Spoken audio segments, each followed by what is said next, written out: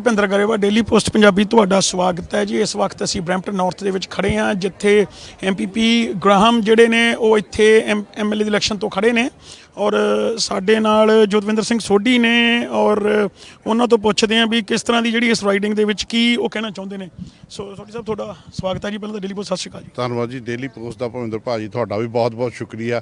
ਹਮੇਸ਼ਾ ਇਸ ਤਰ੍ਹਾਂ ਤੁਸੀਂ ਸਾਡੇ ਨਾਲ ਸਾਡੀ ਜਿਹੜੀ ਆਵਾਜ਼ ਹੈ ਉਹ ਲੋਕਾਂ ਤੱਕ, ਆਮ ਭੈਣਾਂ ਭਰਾਵਾਂ ਤੱਕ ਪਹੁੰਚਾਉਂਦੇ ਹੋ। ਇਹਦਾ ਬਹੁਤ ਬਹੁਤ ਸ਼ੁਕਰੀਆ ਤੁਹਾਡਾ ਵੀ ਤੇ programme the we.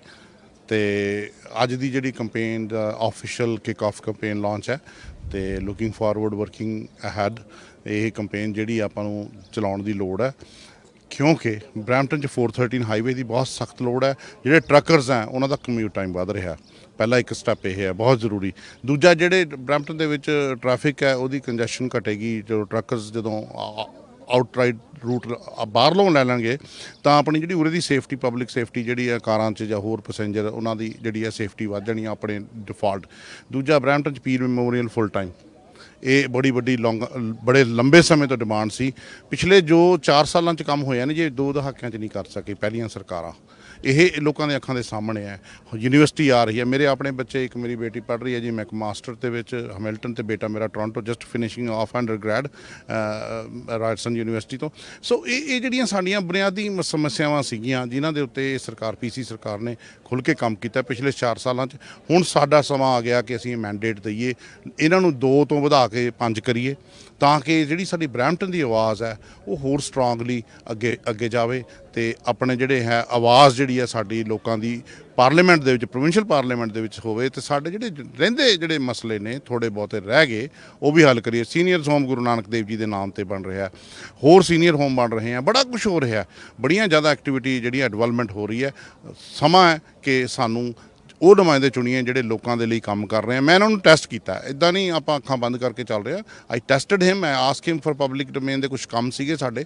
He being not an elected official but he has used his resources and helping us on a public domain, ਤੇ ਉਹ ਬਹੁਤ ਜ਼ਰੂਰੀ ਹੁੰਦਾ ਸਾਡੇ ਵਾਸਤੇ। ਅਸੀਂ ਜਿਹੜੇ ਆ ਬੜੇ ਬਲੈਸਡ ਹਾਂ ਕਿ ਸਾਡੇ ਕੋਲ ਬੜੇ ਵਧੀਆ ਕੈਂਡੀਡੇਟ ਆਏ ਆ। ਹੁਣ time for us to elect PC candidates ਤਾਂ ਕਿ ਆਪਾਂ ਆਉਣ ਵਾਲੇ ਸਮੇਂ ਦੇ ਵਿੱਚ ਜਿਹੜੀ ਸਰਕਾਰ ਬਣਾ ਕੇ, ਬਹੁਗਿਣਤੀ ਸਰਕਾਰ ਬਣਾ ਕੇ ਜਿਹੜੇ ਸਾਡੇ ਬਾਕੀ ਦੇ ਟਰੱਕਰ ਭਾਈਚਾਰੇ ਦੇ ਜਿਹੜੇ ਰਹਿ ਗਏ ਮਸਲੇ ਨੇ ਉਹ, ਜਾਂ ਸਾਡੇ ਆਮ ਕਾਮਨ ਇਸ਼ੂਜ਼ ਨੇ, ਸੇਫਟੀ ਦੇ ਨੇ, ਹੋਰ ਨੇ, ਉਹ ਸਾਰੇ ਵੀ ਆਪਾਂ हल कराइए। तो बहुत बहुत धन्यवाद ਤੁਹਾਡਾ। आइए जी हमारे साथ, और आप क्या बोलना चाहेंगे जी इसके बारे में?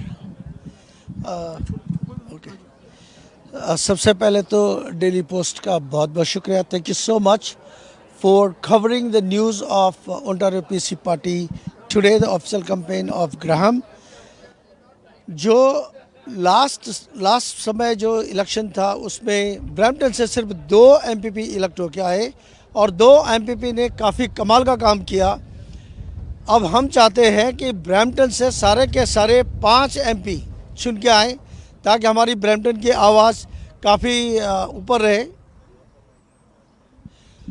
और प्रोविंशियल पार्लियामेंट में जब तक हमारे सारे नुमाइंदे, 5 के 5 नुमाइंदे, ब्रैम्पटन नॉर्थ से ग्राम, ब्रैम्पटन वेस्ट से अमरजोत संधू, ब्रैम्पटन साउथ से प्रमित सरकारिया, शर्लिन ब्रैम्पटन सेंटर से, हरदीप ग्रेवाल ब्रैम्पटन ईस्ट से, ये इस समय हमारी ड्यूटी बनती है, हमारा कर्तव्य बनता है कि हम इन 5 कैंडिडेट को इलेक्ट करके पार्लियामेंट पहुँचाएँ, प्रोविंशियल पार्लियामेंट में, और अपनी एक स्ट्रॉन्ग आवाज़ हॉस्पिटल के लिए, क्राइम को रिडक्शन के लिए, हाईवे के लिए, ट्रैफिक कंट्रोल के लिए, इंश्योरेंस के इश्यू, हेल्थ के इश्यू, सो मैनी इश्यूज़।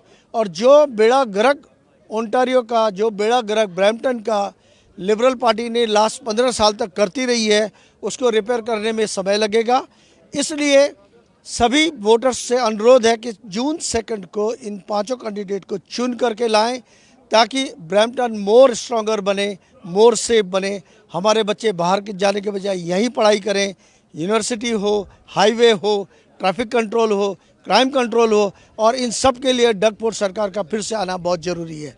ਸੋ ਤੁਸੀਂ ਦੇਖਿਆ ਬਰੈਂਪਟਨ ਨਾਰਥ ਤੋਂ MPP ਗ੍ਰਾਹਮ ਦੇ ਸਮਰਥਕ ਤੇ MPP ਗ੍ਰਾਹਮ ਵੱਲੋਂ ਆਪਣੇ ਕੀਤੇ ਗਏ ਖੁਲਾਸਿਆਂ ਦੇ ਵਿੱਚ ਇਹ ਦੱਸਿਆ ਗਿਆ ਵੀ ਜਿੱਥੇ ਇਹ PC ਪਾਰਟੀ ਪਿਛਲੇ 4 ਸਾਲਾਂ ਦੇ ਵਿੱਚ ਇੰਨੇ ਕੰਮ ਕਰਕੇ ਹੋਰ ਉੱਤੇ ਆਈ ਔਰ ਜਿਹੜੇ ਰਹਿੰਦੇ ਪੈਂਡਿੰਗ ਕੰਮ ਨੇ ਜੇ ਉਹਨਾਂ ਨੂੰ ਇੱਕ ਵਾਰੀ ਹੋਰ ਮੌਕਾ ਦਿੱਤਾ ਜਾਵੇ ਤਾਂ ਕਿ ਉਹਨੂੰ ਪੂਰਾ ਕਰ ਸਕਣਗੇ, ਚਾਹੇ ਉਹਦੇ 'ਚ ਹਾਈਵੇ 413 ਦਾ ਹੋਵੇ ਮੁੱਦਾ, ਚਾਹੇ ਬਰੈਂਪਟਨ ਦੇ ਵਿੱਚ ਇੰਸ਼ੋਰੈਂਸ ਨੂੰ ਲੈ ਕੇ ਮੁੱਦਾ ਹੋਵੇ, ਚਾਹੇ ਹਸਪੀਟਲ ਨੂੰ ਲੈ ਕੇ ਮੁੱਦਾ ਹੋਵੇ, ਉਹਨਾਂ ਦਾ ਕਹਿਣ ਮੁਤਾਬਕ ਵੀ ਉਹ ਪਹਿਲ ਦੇ ਆਧਾਰ ਤੇ ਜੋ ਦੁਬਾਰਾ ਚੁਣ ਕੇ ਆਉਂਦੇ ਆ ਪਹਿਲ ਦੇ ਆਧਾਰ ਤੇ ਇਹਨਾਂ ਕੰਮਾਂ ਨੂੰ ਕਰਨਗੇ। ਸੋ ਕੈਮਰਾਮੈਨ ਆਸ਼ੀਸ਼ ਦੇ ਨਾਲ Bhupinder Grewal, daily post Punjabi, Brampton.